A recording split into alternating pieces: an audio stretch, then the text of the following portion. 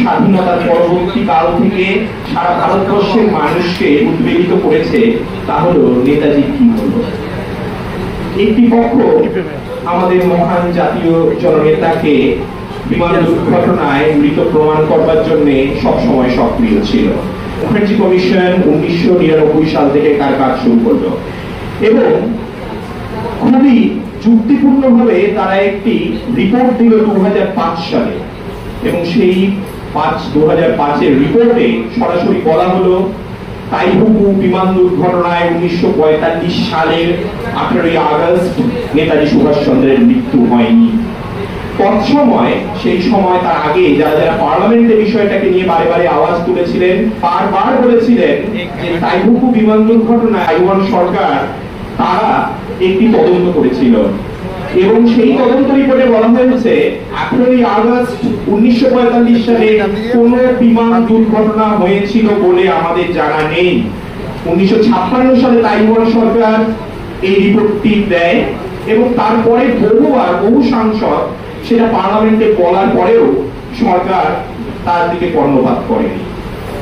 পরবর্তীকালে আমার লেখক বন্ধু সৈকত নিয়োগী যখন ইংল্যান্ডে গিয়েছিলেন সে সেই রিপোর্টটা খুঁজে পায় এবং দেখতে পারে এতদিন যেটাকে হাসির খোরাক বলে ধরা হচ্ছিল সেটা সত্য।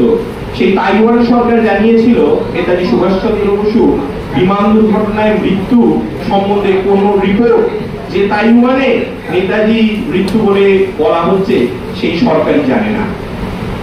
কিন্তু 2005 সালে কি ঘটনা ঘটেছিল আমরা দেখেছিলাম। তৎকালীন সরকার শিবরাজ পার্টির অ্যাকশন টেকিং রিপোর্ট করে সেই বিষয়টাকে ধামাচাপা দিয়েছিলেন এবং এত বড় একটি ইস্যু কিভাবে একটু একটু করে কালের অতলে তলিয়ে গিয়েছিল।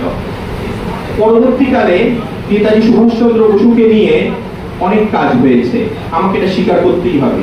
বিশেষ করে মাননীয় রাজ্য সরকারের কাছে আমি কৃতজ্ঞ, কারণ 64টি ফাইলকে তারা ডিক্লাসিফাইড করেন এবং কেন্দ্রীয় সরকারও 303টি ফাইল ডিক্লাসিফাইড করেন।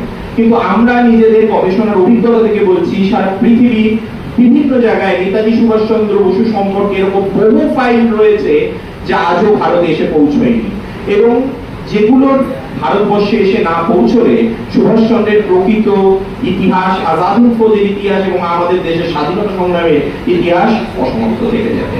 যে জাতি তারা স্বাধীনতা সংগ্রামের ইতিহাস সম্বন্ধে অনীহা প্রকাশ করে তার মেরুদণ্ড ক্ষয়প্রাপ্ত হয় বলে আমরা বিশ্বাস করি। তাই এই উদ্যোগ আমাদের জাতীয় আহ্বান এবং আমাদের নিজস্ব চেতনার থেকে এটা প্রয়োজন ছিল।